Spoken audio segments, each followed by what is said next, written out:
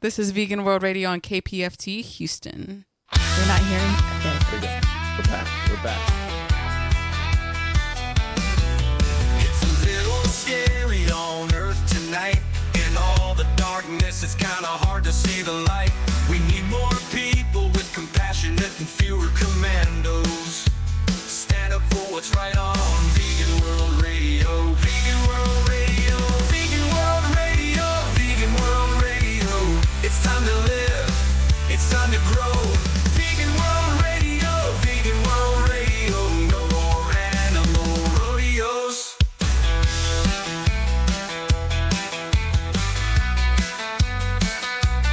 Standing up for animals is a different kind of fight. When corporations keep the truth far from our sight, but the ones who see the truth can't ever let it go. The truth is alive on Vegan World Radio. Vegan World Radio. Vegan World Radio. It's time to live. It's time to grow. Vegan World Radio. Vegan World Radio. An animal-free fandango.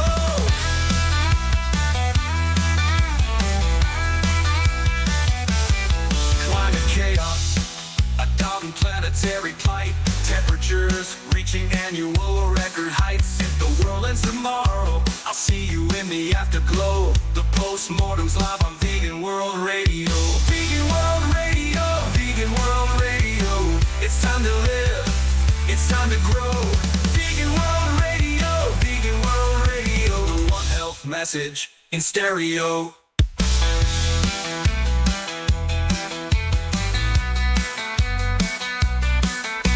Rocket leaves right now. You've got a ticket for this flight. Did you think we'd let you leave alone? The stars are burning bright. Strap in tight, ready for takeoff. Ignition, here we go. It's Monday night and time for your Vegan World Radio. Vegan World Radio. Vegan World Radio. It's time to live.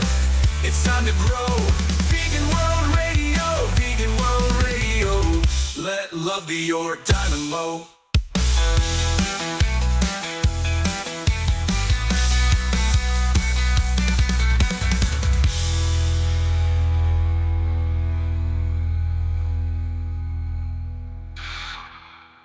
All right, it's Monday night. That means it's time for Vegan World Radio, straight out of Houston, kpft.org, 90.1 FM dial, listener-supported radio on Pacific. My name is Skyjack Morgan, and over there is... Dr. Crystal Heath. Dr. Crystal Heath. I'm so glad we get to talk today about this stuff. We're going to be on for an hour today. We got lots to cover, and I know we want to talk about tons of stuff. I want to talk about horses and chickens and all the stuff to talk about with vegans today. But Crystal, do you want to let me know what's going on? I'm afraid to ask because you're the one who always tells me the bad news about bird flu. Do you want to? Yeah, I think it's important because the ice raids, of course, have gotten a lot of news, but we haven't really connected the ice raids to H5N1, and there is a key connection here. Of course there is. What do you know? It's connecting everything. Yeah. And I think the regular media isn't talking about this, but we are here on Vegan World Radio. And of course, a couple weeks ago, Hickman's egg farm had an outbreak. They lost 6 million of their birds, 75% of their population. Their most recent outbreak was 342,000 pullets on June 5th. And Dr. John Corsland, a veterinarian who used to work for the USDA and now has a wonderful blog on Substack that I highly recommend you all read. Look for him on Substack, HogVet51. 25 years he spent at a swine production facility and also worked for the USDA. Wow. So he knows his stuff, huh? He knows his stuff. Okay, yeah. Great. And Doctor, you used a term there. I got to slow you down because I just learned the word pullet. Maybe other people don't know. I'm just a stupid lame person. Could you tell me what a pullet is? Because pullet is like a teenager chicken. Okay. You know, before they become egg layers, they're pullets. So they're killing them before they even lay one egg. I mean, these were the replacements. So Oh, the so they ones who were going to replace the ones who've been exterminated have been killed. And this is a huge problem. oh There's my actually gosh. been discussions of how these facilities order these pullets and they're backed up, years at Yeah. this point because of bird flu. So it's going to be a long time before we've recovered. Of course, egg prices have recovered, but that's not the real issue, is it? No. No, I mean, if they're recording triple profits, some of these companies like Cal-Maine are recording profits. That means that the egg prices weren't even directly.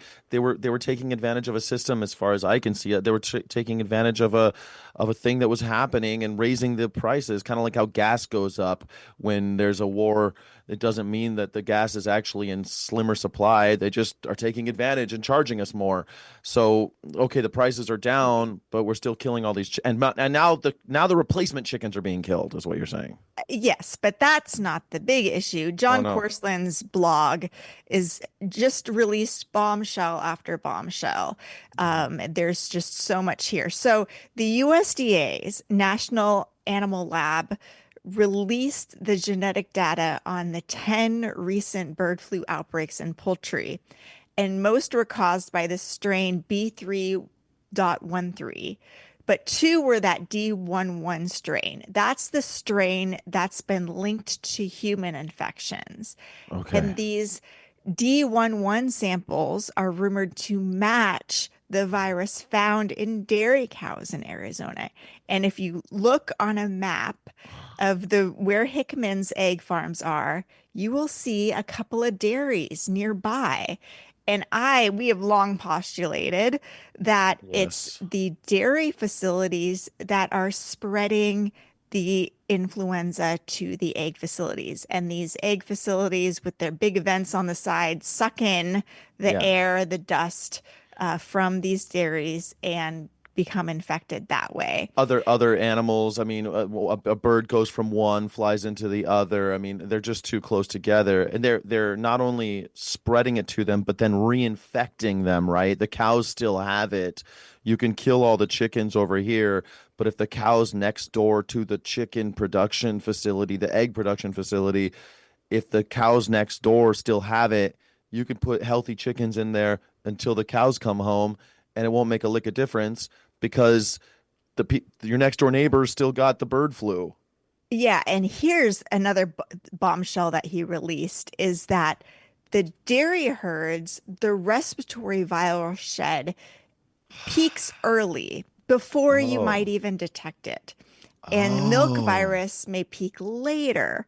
So a lot of it ends up aerosolized. And of course, we know the urine. Mm-hmm. And so there's this high risk for infection spread even before we detect it. And of course, we don't kill cows because they're H5N1 positive, but they're still spreading into the Well, there's no virus. money in it. Yeah, of No, course. Yeah, there's no money in cows killing are cows. Yeah. very valuable. It's much better to keep them alive if you can. Mm-hmm. But yeah, here's the thing. So the Arizona Department of Agriculture has refused to release any details about testing nearby dairies or what steps are being taken to protect workers. And the Arizona Department of Health hasn't said anything about monitoring people for symptoms like eye infections or respiratory illness, even though this strain has jumped to humans before. Yeah. So this outbreak has been going on for almost a month in Arizona. And one infected dairy was confirmed back in May 7th, but we've heard nothing. So are farm workers being checked? Or are we just being left in the dark? And how much are these ICE raids affecting this disease surveillance? Are workers just too scared to be tested, to get on anybody's radar? And I've heard last week going to Fairlife Farms and hearing from Dr. McCloskey himself that his Yeah. colleagues, The owner of who Fairlife Farms. the owner of Fairlife, Yeah. or Fair Fair Oaks Oaks, Farms, which Fairlife. Yeah. also Right. He was on the board of directors, or was, Yeah, of I was just doing a little Fairlife. fill. If no one knows if someone doesn't know who Yeah. McCloskey is, McCloskey So owns Fair Oaks, which owns Fairlife, and they've been involved in other scandals that we're not going to go into right this yeah, second. his colleagues in other dairies have said that the ice raids have affected their dairies, and now they don't have workers to milk their cows, because we know 50% of dairy workers are undocumented, according to some reports. At least 50. And it's really kind of, at least 50% are undocumented. And let me just say, from my own experience working in hospitality for a great number of years, yes, they're afraid to go to the doctor even in the good times. Even before all this ICE stuff was happening, there's always been La Migra, and we were always a little bit nervous about it, and you could Mhm. tell. And we go through the e-verify and all that stuff just like everybody else does, but you can tell when someone's afraid to go to the doctor, and they are, which is why more people who were line cooks than any other profession were killed by COVID, was because they didn't have the access. Well, there's a lot of reasons, but one of the reasons is because they're afraid to go to the doctor. They don't want to be discovered and deported, because a $50 trip to the doctor for them could mean a $10,000 trip back to Mexico and back home to see their family who lives here. Like it's truly harrowing for these folks. And I just, Yeah. of course, it's going to bite us all in the butt. But let me ask you this, though, doctor, because you said that farmers are getting it.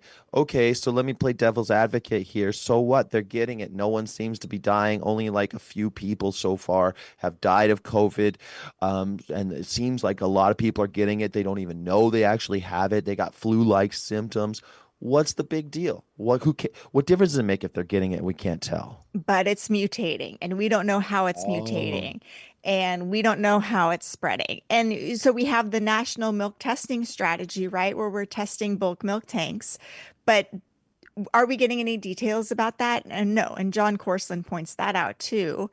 Poultry outbreaks show that this B311 remains out there, but we don't know where and how much. We just aren't testing. And Yeah.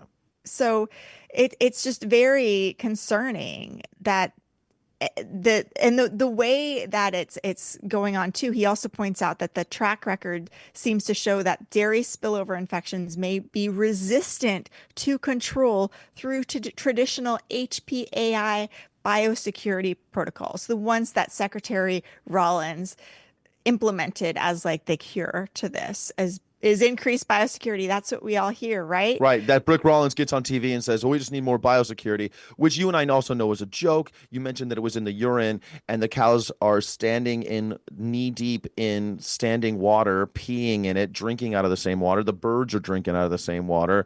The fact that, I mean, it's just, how they say still waters run deep. Well, still waters are also often poisonous. There's there's virus in the water on these farms. Like, there's no biosecurity. It's such a joke. Yes. And again, like he just points out, H5N1 seems to easily gain entry to large poultry populations from larger dairy populations. And we presume how that's through their ventilation systems. And the Well, yeah, it's not a current, completely closed system. They've got these yeah, big fans on the side. People are coming and going. It's not a closed. Little birds and rats, all these animals can get through it. Or just absolutely. dust, like you said, a dust can fly in, or maybe flies. I mean, it's terrifying. Am I okay? Is it okay for me to be Well, afraid yet? you know how I feel about being scared. I don't think it's a productive emotion, but you do you.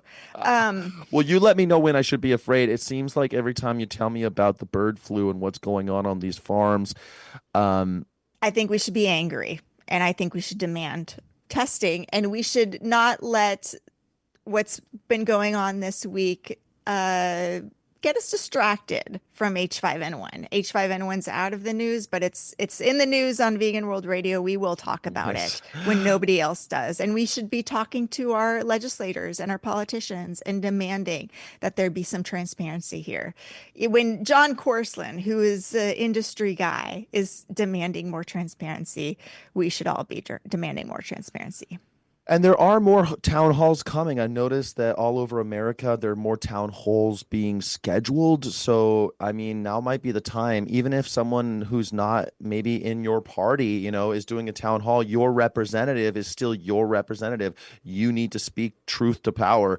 You should not think about party lines when it comes to this because the flu can kill us all. I mean, it doesn't, they don't, it's not, the flu doesn't care if you're red or blue in this case. Yeah. I mean, we were all out there motivated for the No Kings protests. 5 million were out there protesting on the streets, but At least. we have At to stay least. organized. We have to make this a sustained issue, right? Totally. What were you doing for No Kings Day? Well, I did a lot. I went out. I spoke on a stage. I led some chants. Also, my voice is a little raspy. I feel every time I do a protest, I feel like I've got the voice of David Bowie. But so my voice is a little lower in the register today. But I was out there trying to speak truth to power, trying to be another person out there showing my discomfort, dismay. And I will tell you, I was really proud to see so many of my neighbors out there, so many people of different walks of life, different ethnic backgrounds, different political persuasions. I met lots of people who you wouldn't think. You come to realize that these labels that they try to put on us constantly, like Republican or Democrat, left or right, it's all kind of BS. When it comes down to this, right?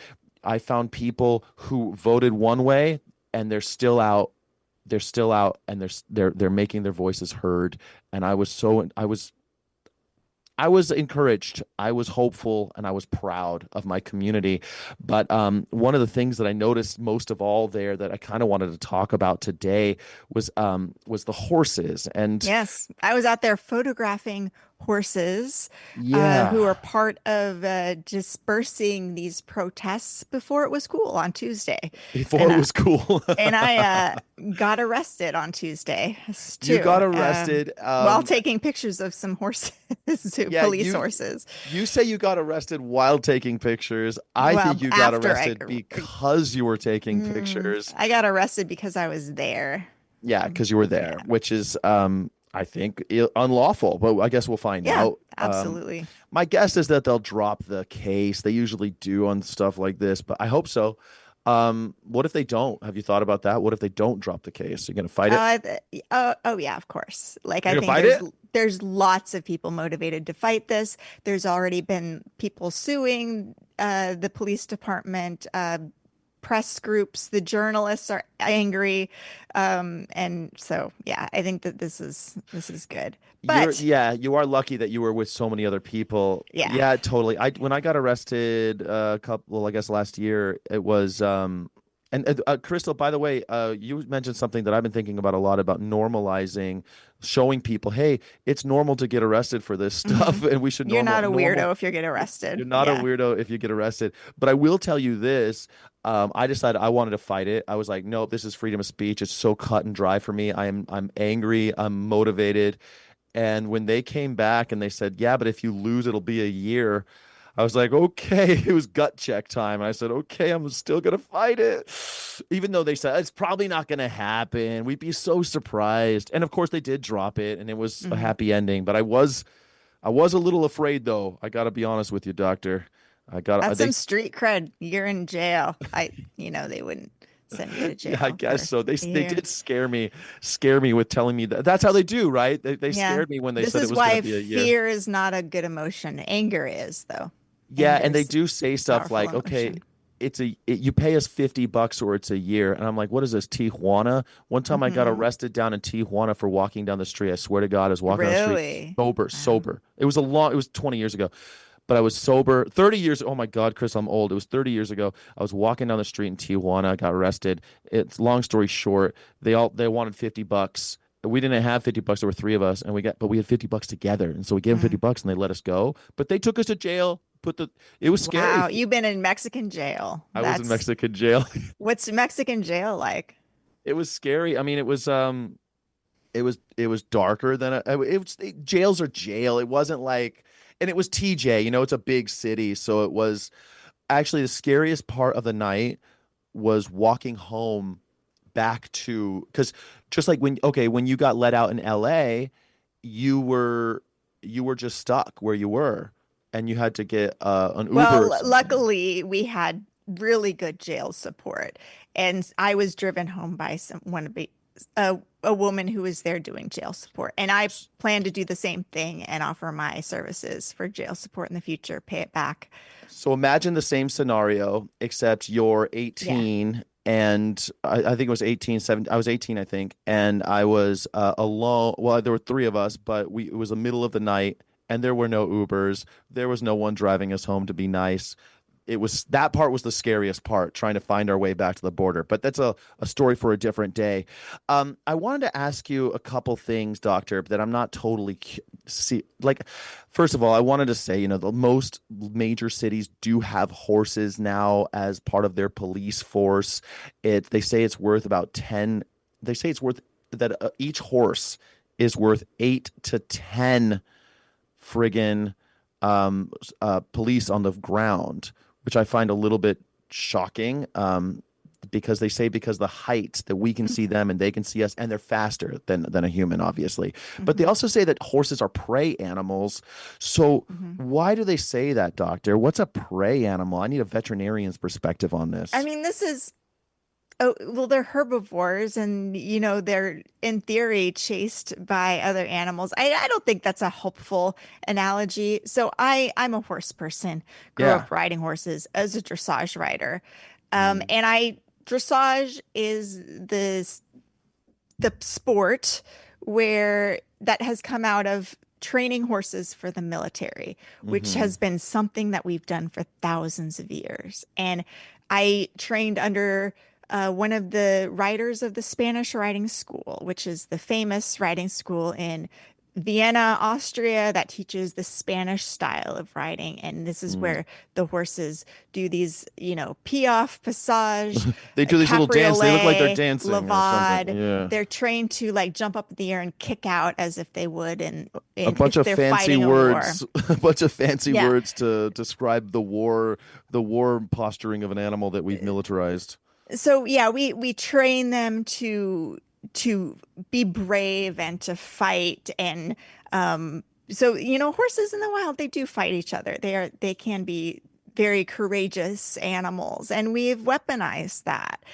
But ironically, I find it so funny how the Spanish riding school, which is thought to be this elite form of riding, most compassionate form of riding, came out of Xenophon, who was this Greek soldier, mercenary, pupil of Socrates, who authored this foundational treatise on horse training, which is on horsemanship. And but you read it, and it's all about the compassionate treatment of horses and how to never approach a horse with anger, because nothing forced is beautiful. That's the foundational thought of Xenophon. And this is what the Spanish riding school adopted, the same philosophy of mutual respect, nonviolence, artistry. It seems a little convenient. Beautiful is forced. Nothing beautiful is forced, as we're forcing these animals into militaries. We're conscripting them, We're literally using, and this is kind of the same way we use language and stories and narratives to make things okay. You see farmers do the same thing of how they romanticize raising animals for slaughter and all of this, with all of this beautiful language, but ultimately and foreign what you're words doing. A lot of times too. You've got to have. It's funny. Xenophon, I think, means foreign sound or something in Greek, right? Something like that. Oh, interesting. And it's funny because all of the words that he uses are these euphemistic foreign words. No, we can't have an English word for those things. We've got to use this foreign word because it makes it sound fancy, like beef and pork and poultry. We have to have these words when we're doing something gross to animals. We have to hide behind euphemism. I don't know. It also feels so atavistic. It feels anachronistic. It feels like old fashioned that we're still maintaining these horse herds for these police forces. And we have 38 here in Houston. They have 32 in the LAPD. It looks like more. I thought there would be more than 32. There's 35 horses in NYPD, and they're mostly for regular patrol, right? They're just patrolling parks and parades. They're usually not in riot or, in this case, they were the aggressors, man. I saw one news broadcaster, he's saying, "Oh, it's all peaceful here. Nothing's happening. It's very peaceful." And then the horses started charging. They charged the horses at people. And let me tell you, journalists, at journalists, oh my gosh, that's not in the horse's nature. You said that they're courageous animals. They might fight each other, but you could tell some of these horses too. I was listening to somebody else who's an expert on horses. They're saying that you could tell these horses are trained for like regular old crowd control, where they're like kind of not wanting to touch people. They're kind of like trying to maneuver around people because that's their training. But so in order for a horse to trample a human, the human on the horse's back has to be telling the horse to do it, is I guess my point. You know, the horse is being forced to trample. Yeah. I mean, a horse doesn't necessarily want to run over people. Horses developed empathy for others just like humans did. It's so funny how we have to go through all of this training and normalization to suppress our innate nature, which is to empathize with others. And we're training that out of police. We're training that out of the police horses. It's not in our human nature to do this to other people. It's not in the horse's nature to do this to other people. It's not, and that training is like exposing them to sirens and projectiles and they put leg guards on the horses, and they put chest armor on the horses, and they've got these RoboCop visors they seem to have. You know, they spend $50,000 in preparing the horses for the RNC in Tampa, Florida, and it's like they I think that's just repetitive trauma. Like, sure, if you expose an animal to explosives over and over and over again, oh, what do you know? He's used to it now, so he's trained. It seems cruel to me, just the training part. But also, I was reading this thing that's saying that it's also that they use the horses because it gives the illusion of non-lethal force, that a horse is a less than lethal weapon. So like, and that's how they talk about the canine unit too, right? We didn't shoot him. We just sent the dog in. The dog is to bite them. Like, right. The dog is a less than lethal weapon. Yeah. Oof. A horse. So the fact that the cops are even, but then when you ask them about it, like, no, they're just like officers. We treat them just like one of ours. And if you touch one of them, we're gonna give you the death penalty because you touched one of ours. Oh, really? I've heard these things. Like, if in the course of like some crime you kill a canine, you can be tried as if you killed an officer. Isn't that interesting? I think it's way interesting because either they're an animal or they're not. We have dogs in labs, and people who are trying to rescue the dogs in the labs who get punished for rescuing the dogs from the labs. Dogs are regularly killed in labs. Wow, that's wild. That's quite a contradiction there. Yeah, well, how about that they're these expendable, not less than lethal weapons, but they're just animals, but and horses too, right? But if they're one of us. And yet vet students are forced to participate in laboratories where horses are bought and killed so that they can practice. And the students who resist that often, suffer bullying, retaliation, backlash, failing grades. Horses are one of the most commonly used animals that are killed for veterinary student training.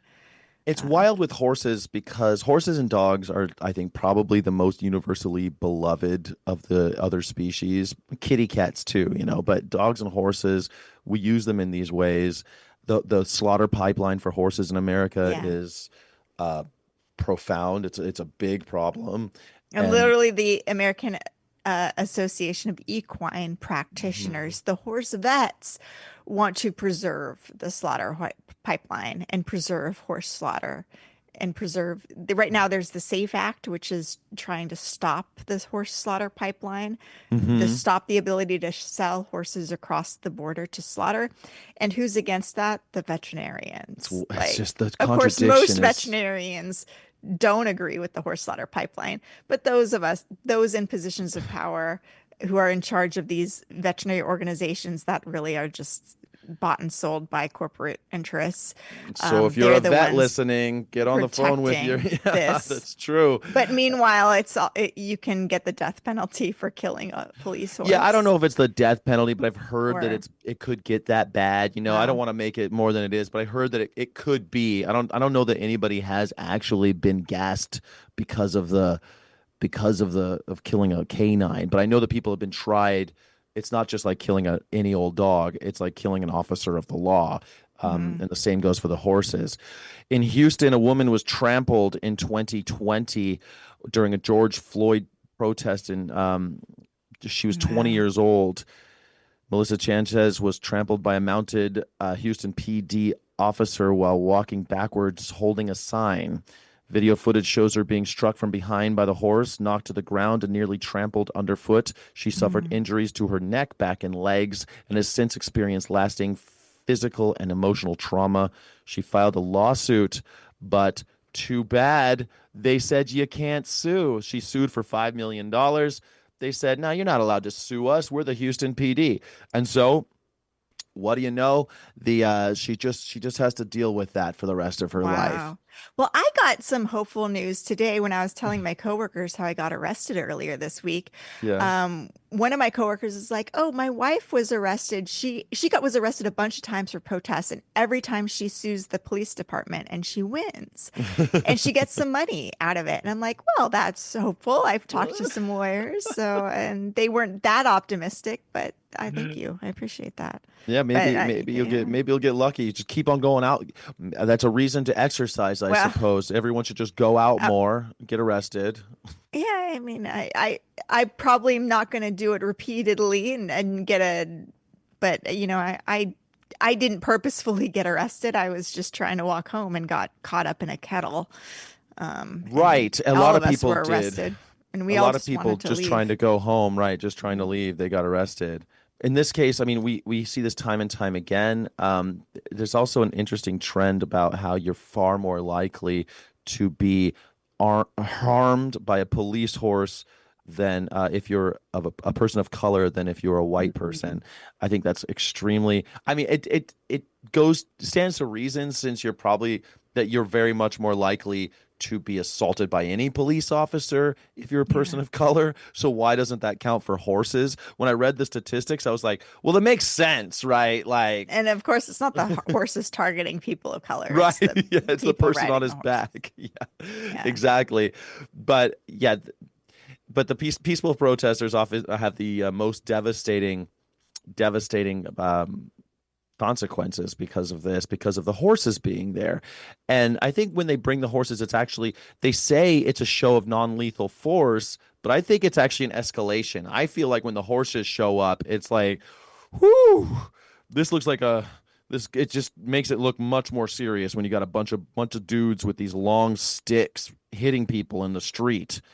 It definitely gets my cackles up. In Dallas, a Dallas Police Department mounted horse in 2024 at the state fair. There was someone waiting in line at the Big Tex. They got that Big Tex statue. It's a big cowboy dude standing there. Was knocked down and immediately went into a seizure. He was knocked over by a horse, hit his head, and went into a seizure. He still suffers from nightmares and all sorts of trauma. The guy's not the same. He was 17 years old. His name's Ian Macharia. Diagnosed back at the hospital with a brain injury, with a hematoma, and the teen and the officer were both hospitalized. No one knows why the horse got spooked. This was not a case of the horse being kind of forced to trample somebody. It was just people at the state fair. The horse spooked, ran over a kid, and the cop also was hospitalized. I mean, it seems to me that in a crowd, it makes everyone less safe with these horses. They're supposed to make us more safe, but it seems like it's actually making us less safe. Yeah. I mean, you've been around horses. Do you feel more safe or less safe when you're around a horse? Well, I trust horses more than I trust humans, Yeah. but I still don't want them fighting, being used, weaponized by police. I think that's probably a bad idea. It's true. Um, I trust cows more than I trust people. Geez, I trust sharks more than I trust people. yeah. But sharks and cows are both predictable. As Yeah. long as you mind your P's and Q's and don't do anything weird, they're going to be perfectly harmless 99% of the time. But cows kill more people than sharks in America every year, just because of our proximity working with them and everything. So I think you're more dangerous Rabies. being around large animals. Huh? Yeah. Yeah. Yeah, for sure. Cows They get g- rabies too. They get They're rabies too. one of the most common domestic causes of rabies is rabies from cows. You don't think of it, but yeah, there you go. Yeah, I remember Um, last year when I found that out. I was looking into rabies in cows because raccoons bite them. They're out there in the wilderness and animals bite them. They get rabies. mhm. I mean, Yeah. talk about another disease that gets people. It takes 3 days to die of rabies if you're a human. Oh. Scary. If you are just joining the program, you are listening to Vegan World Radio here on Houston's own KPFT 90.1 FM and streaming on kpft.org online. So, Yeah, thank you so much for joining us, and don't forget you can go to kpft.org and pick yourself up. Well, if you donate $100, I hear they'll send you a Vegan World Radio T-shirt if you ask them nicely. And I got mine, and I love it. I wear mine everywhere I go. Everywhere I go, I wear mine to bed. I wear mine to the protests. Everywhere I go, I represent. So these sensitive animals, you trust them because they're sensitive and they're kind animals. They're gentle giants, right? But in these chaotic situations, can you trust them? I mean, you I were mean, with you these. can't trust people. You can't trust anybody in chaotic situations. And they're big. So there you go. They're big, and they might trample you. Yeah. I don't know. We're conditioning them to violence, and it's a weird thing, and I think it speaks to kind of our. And bear with me. I think it's kind of like this weird patriarchy capitalist thing where we just see others who don't have a choice. We condition them to violence, and then we use them in violent acts. And I think about I think about the cop himself, but I think of soldiers too. You're far more likely to join the service if you don't have money or you don't come from a Yeah. family of means. I mean, the system is exploiting people as well as It's as institutional betrayal. You're like literally yeah. betraying the ones we are should be protecting. It's human nature to protect and save others, and yet we're exploiting them for our own to inflict power on others. Yeah, and it's like, don't you think could we do without these horses in these mounted police? I mean, No, we can't do without them. no, we don't have trucks and bikes that No. we could put them on. Nope, we don't. It seems so weird. Imagine a bunch of cops on velocipedes, like those bicycles with the big wheel in the front and the little wheel in the back, so they could be high up. They could Yeah, go. horses are much more cool Yeah. than bicycles. Well, they poop all over the place. You got to clean that up. I mean, that's not nice. 32 horses, 38 horses. So it's weird that it's always that too. I wonder why. So in Houston, we have 38 horses, but only 32 are active and 6 are as backup. But in LA, they have 32. Doesn't Interesting. and it seems like every city that I looked up while I was kind of doing a little research for this, it was always 32 or 38. What is up with that? I don't wonder. Do they have like squadron numbers or something? They must, right? Do horses? I don't know. Maybe that's in your book about horses from Xenophon. What do you think? I have no idea. Can't tell you. We got to read our Xenophon. Haven't you read? You haven't read your Xenophon? I don't remember any mention of that. But yes, I have read Xenophon. Long time ago, though. Yeah, and just like you said, like it's the human nature to. It's funny. anyone who's talked to non-vegans and done any outreach, something like the word dominion comes up. And this isn't dominion, right? Dominion would be like what you're talking about, human nature and caring about others who need to be cared for and the animals. Domination is something different. I think that's what this is. This is domination. And it's almost like we're just doing it just because we can. There's something extremely sinister about it. And I think that ties into I'm going to try to make a segue to what I really want to talk about, which is rodeos, using horses in rodeos. It's like, which is the absolute epitome of bad horsemanship. We talk about the Spanish riding school, Xenophon, examples of good horsemanship where we're all about the harmonious, beautiful, artistic bond, human animal bond that is subtle cues and the horses dancing. And here you have rodeo, which is the embodiment of poor horsemanship. It's violence, it's bucking, it's in classical horsemanship and dressage. When we start a horse under saddle, we never want the horse to buck or resist in any way. It's all just kindness and gentleness. And the horses, develop this wonderful relationship with human beings.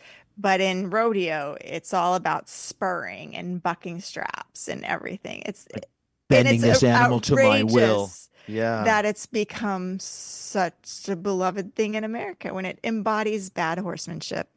Well, as a horse girl, I know that at a stable, you might have a neighbor who isn't quite into the same thing you are. And did you ever see them doing kind of, what do they call women tend to do it a lot, the barrel running or something? I used to do barrel racing. You did? Oh my yeah. gosh. It's really fun, and it's I hear a it's little bad bit for their rough. ankles and stuff. It's like they Yeah, get micro fractures and stuff, and they get. it's a little bit too fast, too tight. And dressage, we're all about preserving the horse's body and making the horse stronger and not doing tight turns or anything that would harm the horse's body. But yeah, barrel racing is something I used to do as a kid. As a teenager, I'd go to horse shows and events and stuff like that, gymkhanas. Yeah. But I could just imagine, I know so many people, they wear the 10-gallon hat, the big belt buckle, the whole thing, and which I love the style. Yeah. I love some of the style, man. I do. I like some Wrangler, you know what I mean? I like wearing my my cool shirt, my roper shirts or whatever.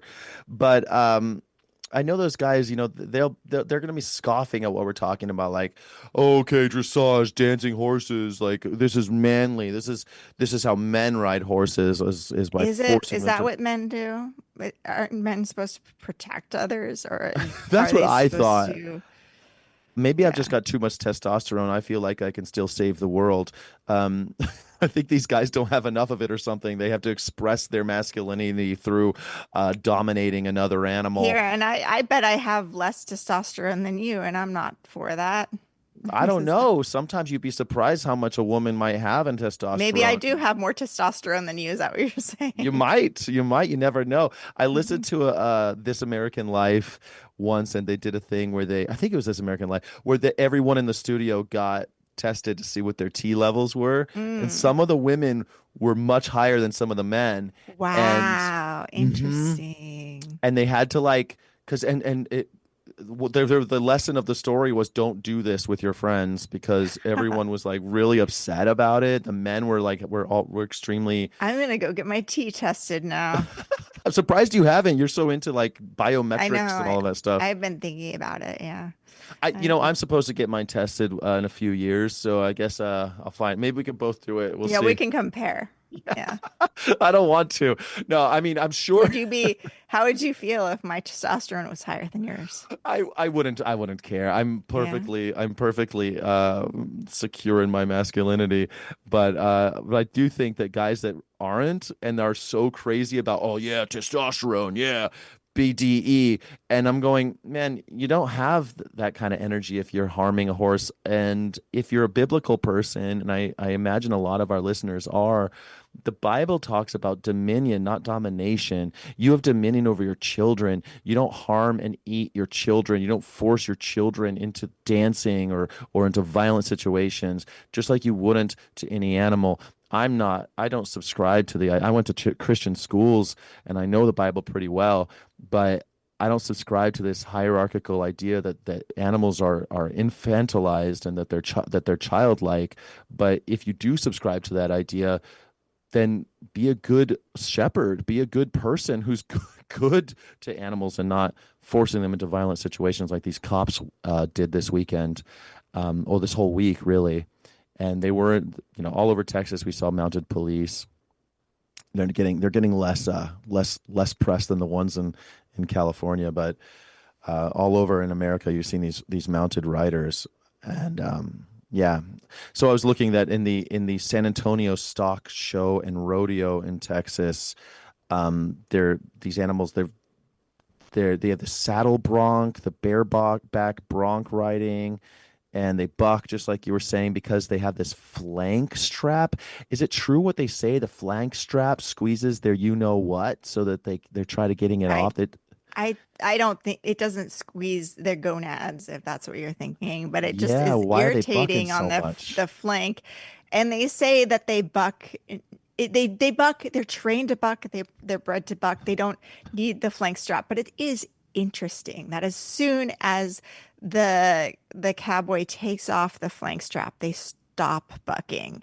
So that tells me something. You're adding something uncomfortable to make the animal perform something. Is it just the boys that buck? Because if it's just the boys, it makes me think. Well, there's bucking bulls, but I do. Is the I Bronco don't always know. a boy?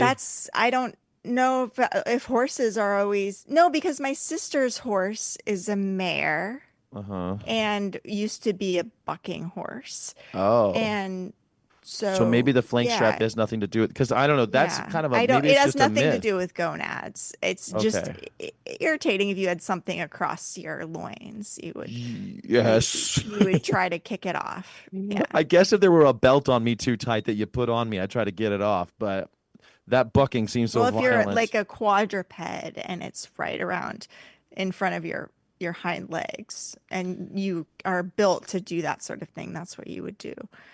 Yeah. Yeah, and so I was looking up because I've done a couple rodeo protests, and we seem to always concentrate on the little guys, the little calves that are so violently treated, Yeah. and some of the other the lasso stuff. But I was looking up how many horses get hurt, and then this one horse at the San Antonio Stock Show and Rodeo collapsed right after exiting the chute and died from internal injuries. And they're saying that that's like this being used over and over and over again, they're harming their internal organs, and sometimes they just keel over dead right there. Maybe we're Yeah. giving horses short shrift when it comes to rodeos. I almost never hear about the horse trauma. Well, I don't know much about the horses, but I did study equine medicine. We didn't get a whole bunch of bucking bronc injuries, but I did go to a veterinary continuing education class on bovine sports medicine, bovine being cow sports medicine. Yeah. And it was all about this veterinarian who treated bucking bulls. And she said she gave so many examples of bucking bulls that they break their back. And they don't treat know. them? Oftentimes they die, and then they have to do like a full necropsy to get the insurance money for the bulls. And yeah, Oh. sure, these bulls are treated well and they're cherished, but they're not meant to be athletes like this. Like this No. species Well, is not meant to do this. they're And cherished, but they're cherished as commodities, and I think yeah, that's the they're whole problem. valuable. You're That's what they right. always say. I've spoken at a lot of city council meetings about rodeo and trying to ban certain practices. And Mhm. the pro rodeo people always come up and say, like, these They are treat them very so. valuable, so we would Mm. treat them as best you can. A bucking bull that's not meant to be an Just like athlete. I treat my camera really well or my And laptop. I cherish these objects, and they're valuable to me. Like this is yeah. they don't treat these are they treat animals like objects, and that's the whole problem, right? Is that when you said like we didn't treat too many bucking broncos, well, why would they? When a horse goes lame or just limps a little bit, they don't always treat them, right? They're And not always. And these things aren't always reported too. It's like they say, oh, a yeah. veterinarian oversees the event, but they only, a lot of times they don't even have to notify anybody of what Mhm. happens. But a lot of times these animals, you don't see any injuries until days after. A lot of these bulls will go home and then suddenly Mhm. not be able to get up, not be able to walk, become paralyzed days later after the event Well, that makes from perfect their sense. injuries. NFL players are like that, right? They get off the game, they get off the field, and later on they have some kind of brain thing. We know this with car accidents. Everyone's had a friend who's had a car accident. They're like, "Oh, I'm fine," and then the next day they wake up and they're immobilized, Yeah. right? And these are And violent events. yeah, it's interesting. Like, of course, that this is all televised, but most of the catastrophic parts of rodeo aren't really televised. And was trying to go to one rodeo event and I wanted to bring my big camera.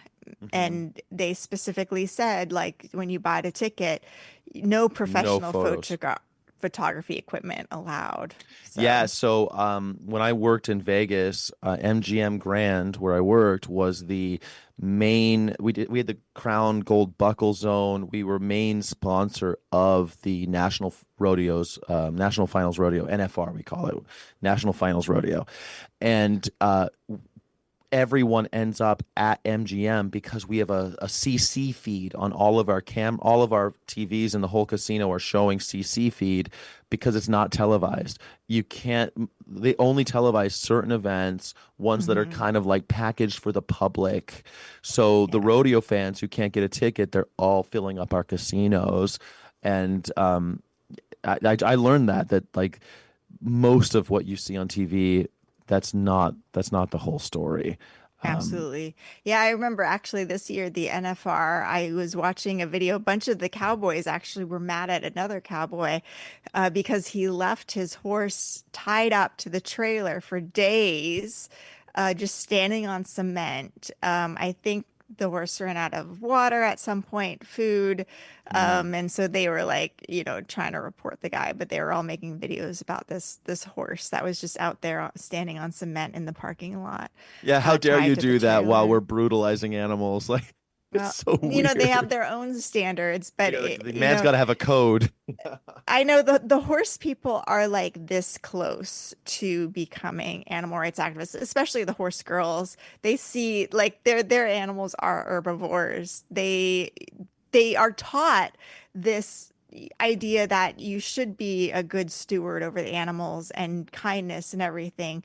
And then they start to recognize the hypocrisy. So Yeah. rodeo, it's a little bit more distant because not as close as the dressage people are to and the dressage people definitely criticize the people who are getting the gold medals a lot Right. more when they do sort of break the code of conduct. But rodeo, of course, it's just bad horsemanship and bad animal stewardship through and through. And Bad animal it's stewardship, I was about to say. And there's it, another thing. So I just want to say two more things about the rodeo before we go. We're almost done. And everyone, please go to kpft.org, make a donation, get a vegan t-shirt. They'll send you one. Okay, so the first one is when I worked at NFR, it was fascinating how diverse that crowd is. People think it's all like a white man thing. It is not. There are people from all different backgrounds doing mhm. rodeo. But they would come and they were actually a really good crowd. They were there to spend money. They were there to have fun. They tipped my bartenders well. There's so many of them. It's mind-boggling how many people. It's Las Vegas's busiest 2 weeks. People don't know that. Don't go there Mm. around NFR if you're not into NFR stuff. So anyway, but then they would get in these fist fights like it's a cowboy movie, and Yeah. they're so aggressive toward each other. They would get, you looking at my lady, and they're always fist fighting, but they never fought any of us. And they're vomiting on the floor. It was it was crazy. Wow. These cowboys were there to party, and I had to tell them, like, guys, this isn't Wyoming. You got to pace yourself. We're not going to close this bar. You're going to die if you keep drinking like this. This is how I was talking to them. them, you know? That's Oh, hilarious. no. It was wild. So, but I guess my thing is like, well, if you guys are going to fight each other, just cut the animals out. We could just have cowboy fights. Let's just do that, you know? Exactly. Let's do that. That's the way the manly man show each other up and do whatever you got to do. Another Yeah. thing that veterinary related, I was reading about how the HSPCA hires veterinarians, that they're deeply connected with a lot of these rodeos, and you have veterinary, what do you call them, supervisors, and it seems like this. I didn't come to this story with this, but I feel like I stumbled onto another place where veterinary medicine seems to have been co-opted by an industry. Absolutely. And it's, I don't know if the AVMA is involved. I didn't dig any much more deeply, but dang, man, it's like Given that one more time. I attended a bovine sports medicine thing Yeah. at, I think it was an AVM. No, actually it was VMX, but yeah, no, it seems very much. I went to one talk at the AVMA convention about rodeo. So yeah, it's very much co-opted. Anytime there's corporations profiting, there you go. And rodeo is just cosplays to sell truck tires, burgers, beer, tobacco. You know, that's what it is. It's just a giant advertising You're right. event. It's like NASCAR, right? Do you remember when yeah. they told us that if they got rid of the cigarette commercials on NASCAR, there'd be no more NASCAR. NASCAR is doing better than ever. So I don't know. I guess it's all about this ownership of animals, this forcing someone to do something against their will. And I feel like there's a direct link between Xenophon, the rodeo, and police brutality. It all reeks of violence to me. It all seems like it's coercion and all the things that make the worst parts of humanity. And I don't know what we can do about it, but I did find a lot of petitions to sign on change.org if people want to check those out. There's lots of Texas-only ones that are trying to get different rodeos to shut down in different cities, get them out of the cities, kind of put them where they belong, or I think they don't belong here at all. But I don't know. I'm not feeling great about this story, Crystal. I don't know what we're going to be doing about it. How am I supposed to fight the police who are trampling down my neighbors, for speaking their minds or taking pictures? How am I supposed to fight that? Keep talking about it and keep going out there and doing something. But Keep listening to Vegan World Radio. we are reaching the end of the hour. But if you may have missed any of the show, you can always hear it again on the archives at kpft.org. Please tune in again for Vegan World Radio next Monday night, 7 to 8 p.m. And thank you, Blue, our sound engineer. And do keep listening for more progressive programming here on KPFT 90.1 FM Pacifica Radio in Houston, Texas. And if you want to follow Crystal, please find her on YouTube or TikTok or Twitter. If you want to follow me, Skyjack Morgan on YouTube. Thanks, guys. It's time to live. It's time to grow. Vegan World Radio. Vegan World Radio. No more animal rodeos.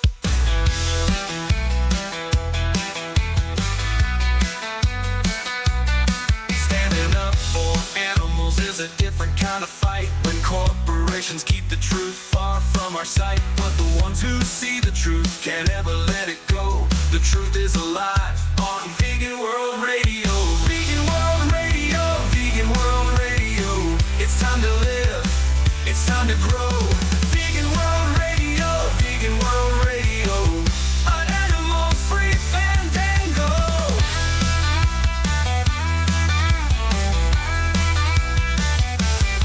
Climate chaos, a dogging planetary plight. Temperatures reaching annual record heights. If the world ends tomorrow, I'll see you in the afterglow. The postmortem's live on Vegan World Radio. Vegan World Radio. Vegan World Radio. It's time to live. It's time to grow. Vegan World Radio. Vegan World Radio. The One Health message in stereo.